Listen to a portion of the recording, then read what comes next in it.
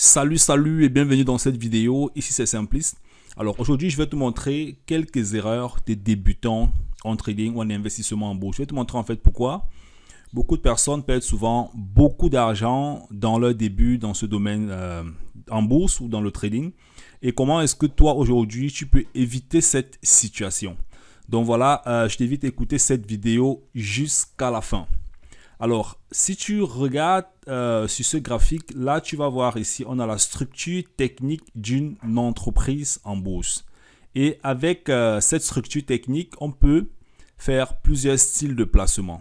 On peut faire de l'investissement à long terme. Ça veut dire que, par exemple, quelqu'un pourra investir ici et attendre que ça progresse. On peut faire de l'investissement court terme. Ça veut dire uniquement du trading, pardon, ok? Alors, je vais te montrer comment est-ce que la plupart des personnes, quand ils se lancent dans le trading ou en bourse, quelle est souvent l'une des causes en fait des gros échecs au début.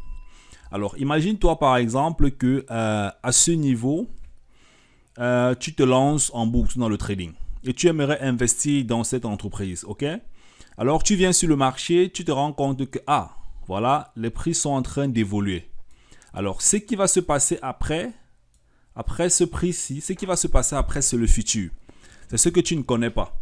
Maintenant, tu dois prendre une décision d'achat ou alors une décision de vente. Parce que dans le secteur en bourse, mais dans le trading, on peut prendre une décision d'achat en espérant que les prix augmentent ou alors on peut prendre une décision de vente en espérant que les prix baissent. Ça veut dire que celui qui a compris, bien qu'il avait fait une très bonne analyse, il pourra par exemple décider à ce niveau de vendre en espérant que les prix baissent et gagner l'argent à ce niveau. Ou alors, à ce niveau, il pourra faire une transaction d'achat en espérant que les prix augmentent. Donc, c'est un peu ce qui se cache derrière. Alors, comme je le disais, nous sommes exactement à ce niveau. On voit la progression des prix et le débutant arrive ici, il se dit « Waouh, les prix sont en train d'augmenter ».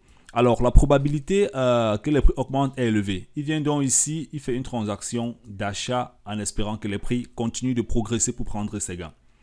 Alors, regardons ce qui se passe. Là, les prix vont augmenter, il aura raison. Les prix vont augmenter, il aura raison. Et puis, les prix vont commencer à chuter. Là, après, ça va encore augmenter, ça va chuter, ça va augmenter. Alors, peut-être le débutant aura peut-être là, il va gagner à travers cette progression. Peut-être il va gagner 100 euros, 200 euros, 300 euros et puis il va sortir du marché. Et puis il va se dire, ça continue d'évoluer, je reviens encore dans le marché. Il va continuer, il va encore faire une prochaine transaction, ok? Il va encore faire une prochaine transaction, peut-être quelque part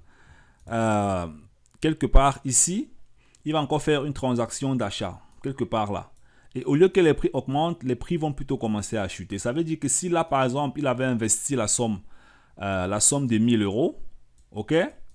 Alors là, il va peut-être se retrouver avec un moins 200 euros dans son compte. Et puis, il va commencer à paniquer. Il va se dire, waouh, qu'est-ce qui se passe? Est-ce que je suis en train de vouloir perdre tout mon argent?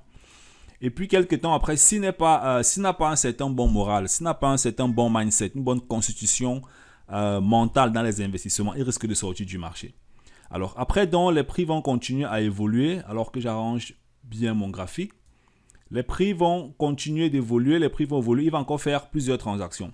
Alors, peut-être quelque part ici, à ce niveau, il peut encore décider par coup de hasard de faire une transaction d'achat et puis les prix vont encore augmenter, il va prendre ses gains. Peut-être ici, il va encore décider d'acheter, les prix vont chuter, il va perdre. Après, quelque part là, il va voir que ça augmente encore, il va laisser les gains évoluer et puis bam, les prix vont complètement chuter et il va caler dans le marché.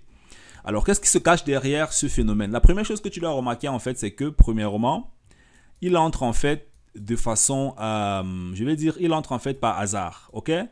Ça veut dire, il n'a pas premièrement ce qu'on appelle une étude de la structure technique de l'entreprise, ce qu'on appelle en fait l'analyse technique. Il n'a pas d'analyse technique et la deuxième chose en fait qu'il faut comprendre, c'est qu'en général, la plupart des débutants ne maîtrisent pas ou ne comprennent pas ce qu'on appelle le management des risques, d'accord? Alors, le management des risques, ça veut dire quoi? Ça veut simplement dire que comment est-ce qu'il minimise ses pertes et comment est-ce qu'il optimise ses gains de manière systématique. Et c'est extrêmement important, c'est de manière systématique. Voilà. Parce que si tu viens par exemple dans le marché, avec un capital, disons, de 5 000 euros. Ok, tu as un capital de 5 000 euros, tu viens, tu fais une première transaction, ça ne marche pas, tu perds 50 euros. Tu viens, tu fais une deuxième transaction, ça ne marche pas, tu paies peut-être 200 euros. Tu fais une troisième transaction, ça marche, tu as peur, tu gagnes 75 euros. Tu fais une troisième transaction, ça marche, tu gagnes peut-être 150 euros. Tu te rends compte qu'ici, il y a un phénomène qui n'est pas en corrélation. Il gagne, il perd, mais on ne peut pas modéliser en fait la manière avec laquelle est-ce qu'il gagne et perd de l'argent. C'est la raison pour laquelle il est conseillé de pouvoir toujours risquer un même capital. En général, c'est jusqu'à 1%. Donc, si tu fais une transaction d'achat ou une transaction de vente dans le marché, tu dois toujours être prêt à risquer le même montant. C'est ce qu'on appelle le money management. Le money management en anglais ou alors le management des risques. Donc, tu risques toujours le même montant en trading. Et quand tu gagnes gros. Pourquoi? Parce qu'il faut que tes pertes, il faut que tes gains puissent compléter tes pertes et pousser ton capital à la hausse. Ça, c'est extrêmement important. Donc, premièrement, que tes gains.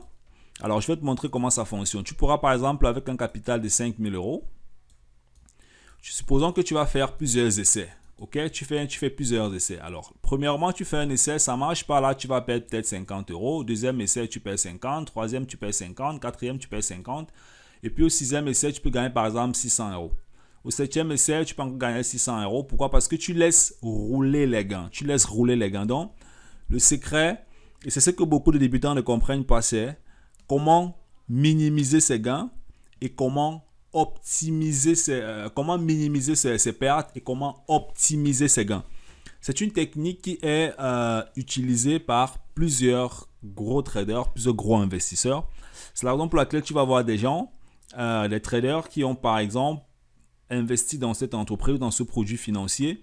Certaines personnes ont décidé par exemple à ce niveau-ci d'entrer dans le marché et de continuer de laisser les gains progresser sur le long terme. Et à chaque fois que les gains progressent, qu'est-ce qu'ils font? Ils sécurisent en fait les gains qu'ils ont déjà fait. Ok, ça c'est une technique en fait que tu peux pratiquer personnellement. Sur le plan technique, ça dépendra en fait du coursier que tu utilises. Donc, quand tes gains augmentent, ce que tu fais en fait, c'est que tu sécurises. Ok, donc si par exemple ici en fait tu auras gagné 200 euros. Là, tu es en train de gagner déjà, ça va faire 400 euros. Tu sécurises en fait les 200 euros. Ça veut dire que même si le marché s'écroule, tu prends tes gains, tu vas avec. À ce niveau, si le marché continue de progresser, là, peut-être tu auras gagné 800 euros par exemple. Tu sécurises les 400. Après, le marché continue de progresser. Là, tu auras gagné peut-être 1200 euros. Tu sécurises les 800. Ça veut dire que si on arrive à ce niveau et que le marché s'écroule, tu auras sécurisé les 800. Et puis, le marché continue d'évoluer, ainsi de suite. Peut-être à ce niveau, si là, tu auras mis ta sécurité à ce niveau et tu seras peut-être à, c'est pas trop, 1000 euros. Et la sécurité, c'est en fait, elle est appelée le stop loss. Ça, c'est le stop loss. Et vu que le marché va chuter, c'est comme ça, en fait, que tu vas sortir du marché automatiquement et tu vas prendre, en fait, par exemple, tes 1200 euros de gains. OK? Avec un risque peut-être de 200 euros, bien de 300 euros. Ça dépend de ton capital, n'est-ce pas? Donc, assez important dans cette vidéo. La première chose que tu dois être capable de comprendre, c'est pouvoir prendre une décision d'achat au vu de la structure du graphique. On ne prend pas une décision d'achat par hasard.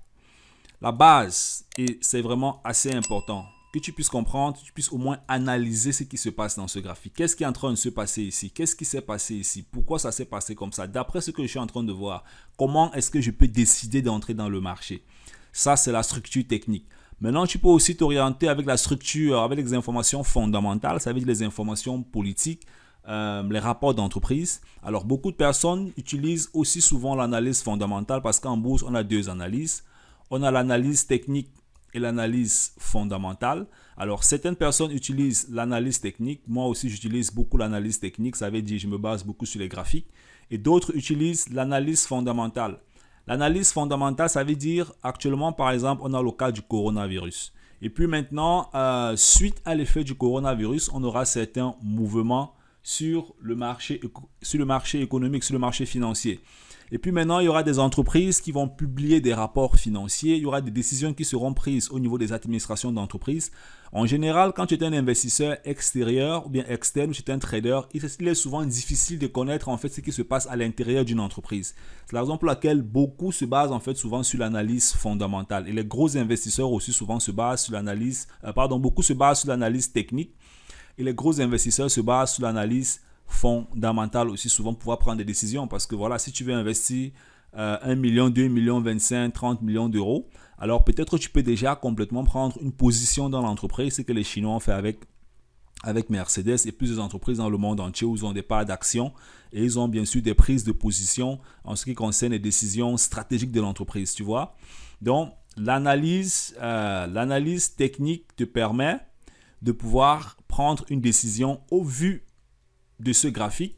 Et l'analyse fondamentale tient compte aussi des facteurs économiques, d'accord? Et ce que tu dois comprendre, c'est comment est-ce que tu fais pour manager ton capital. Tu ne peux pas te lancer en bourse avec tes épargnes, l'argent que tu as vraiment reçu d'une manière difficile, c'est la sueur de ton front. Et puis tu commences à le dilapider comme ça, là, sans connaissance, sans certaines bases dans ce domaine. Hein. Le trading, c'est comme... voilà, c'est comme tout secteur dans la vie. Si tu veux devenir médecin, tu dois te former. Tu veux devenir planteur, tu dois te former. Tu veux devenir n'importe quoi, tu dois te former. Le trading, c'est la même chose. C'est comme ça que ça fonctionne. Et plus tu es formé, plus tu t'éduques, alors la probabilité que tu puisses davantage gagner de l'argent dans ce domaine est élevée. Alors, je suis arrivé à la fin de cette vidéo. J'espère qu'elle t'a plu. Si c'est le cas, bien sûr, tu t'abonnes, tu actives la cloche pour ne plus manquer mes prochaines vidéos. Et laisse-moi bien sûr ton commentaire dans la barre. Quelles ont été tes erreurs dans le domaine du trading? Si tu t'es déjà lancé, si tu t'es pas lancé, est-ce que tu aimerais te lancer? Quelles sont les difficultés que tu as actuellement en ce moment? Laisse-moi bien sûr aussi ton commentaire dans la barre de description. Et si tu as besoin d'accompagnement de coaching, tu vas aussi dans la barre de description, tu vas trouver des liens qui vont te permettre de réserver ta place. On est ensemble, c'était le Focus. Bye bye.